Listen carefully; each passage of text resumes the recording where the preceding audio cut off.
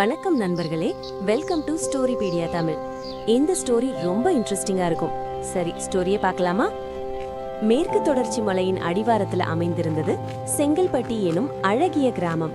அந்த ஊருக்கு கண் போன்றது ஊர் நடுவே நின்றிருந்த அந்த பிரம்மாண்டமான ஆலமரம். அந்த மரம் வெறும் மரம் மட்டும் இல்ல, அது அந்த ஊரின் பஞ்சாயத்து மேடை, சிறுவர்களின் விளையாட்டு மைதானம், பெரியவர்களின் ஓய்வறை, எல்லாவற்றுக்கும் மேலாக அந்த ஊரின் தர்மத்தின் சாட்சியாக அது நின்றது. இந்த கதையில 4 முக்கிய நபர்கள் இருக்காங்க. 1, பெரியவர் மாணிக்கம், ஊர் தலைவர், நேர்மைக்கும் நிதானத்திற்கும் பெயர் போனவர். 2, வேலு, உழைப்பாளி ஆனால் ஏழ்மையில் வாடுபவன், தர்மத்தின் மேல் அதீத நம்பிக்கை கொண்டவன். 3, செல்வந்தர் சண்முகம், ஊர் பண்ணையார், பணத்திமிர் கொண்டவர், குறுக்கு வழியில் முன்னேற துடிப்பவர். 4, கதிர், வேலுவின் மகன், அறிவாளி மற்றும் துடிப்பான இளைஞன். வேலு என்பவன் வெறும் விவசாயி மட்டுமில்ல, அந்த ஊரின் பாரம்பரிய கலைகளை அறிந்தவன். அவனது தந்தை ஒரு காலத்தில் அந்த ஊரின் சிறந்த மல்யுத்த வீரர்.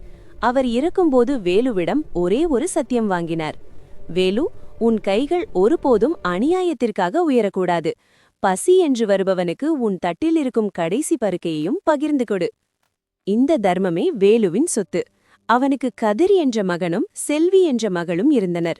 செல்விக்கு கடுமையான காய்ச்சல் ஏற்பட்ட போதுதான் செங்கல்பட்டி கிராமத்தில் கடும் வறட்சி ஏற்பட்டது.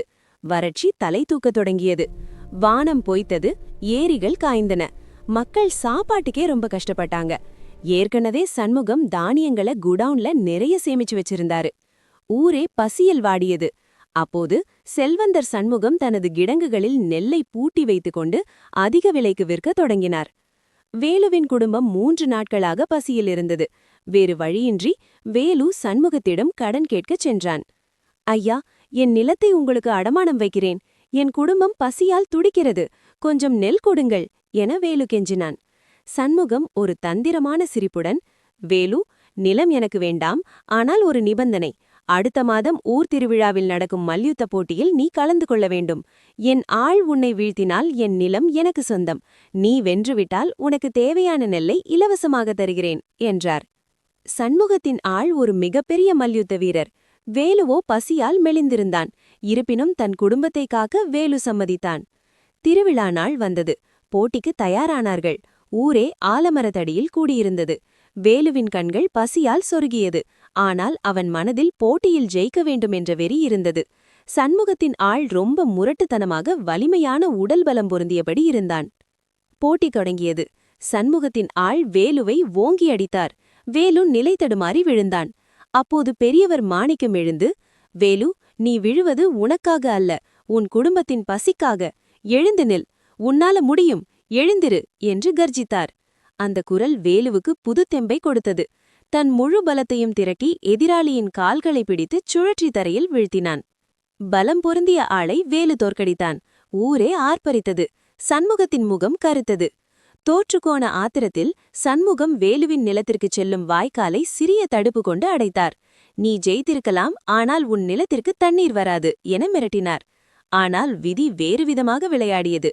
அன்றிரவே மேகங்கள் திரண்டு பெருமழை பெய்தது. சண்முகம் கட்டியிருந்து தற்காலிக தடுப்பு உடைந்து வெள்ளம் சண்முகம் வீட்டிற்குள்ளேயே புகுந்தது. அவர் சேமித்து வைத்திருந்த நெல் மூட்டைகள் அனைத்தும் நீரில் நனைந்து பாழாகத் தொடங்கின. தன்னலம் கருதிய சண்முகம் இப்போது தன் சொத்துக்களை காப்பாற்ற ஆள் இல்லாமல் தவித்தார். இதை அறிந்த வேலு சற்றும் யோசிக்காமல் தன் மகனை அழைத்துக் கொண்டு சண்முகத்தின் வீட்டிற்கு ஓடினான்.